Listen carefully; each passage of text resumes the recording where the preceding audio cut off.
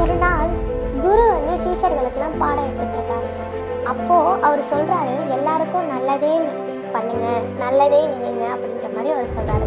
உடனே ஒரு மாணவன் மட்டும் எழுந்து நின்று, குருவே, நல்லதும் கடவுள் தான் படைச்சாரு, கெட்டதும் கடவுள் தான் படைச்சாரு, அப்புறம் நம்ம ஏன் கெட்டது மட்டும் பண்ணக்கூடாது அப்படின்ற மாதிரி அவன் கேட்குறான். உடனே அந்த குரு எந்த ஒரு பதிலுமே சொல்லாமல் அமைதியாக அந்த இடத்த விட்டு போயிடுறாரு. உடனே அன்றைய இரவு வந்து அந்த சீஷர்களுக்கு தூங்க போகிறதுக்கு முன்னாடி பால் வழங்கப்படுது.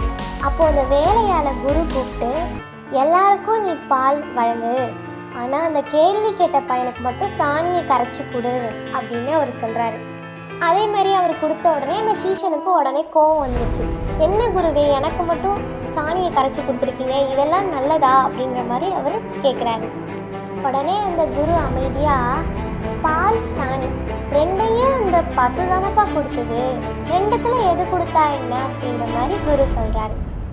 எது சரி எது தவறுன்னு நம்மளை ஆராய்ந்து பார்க்க தான் கடவுள் நமக்கு 6வது அறிவு கொடுத்துருக்காங்க.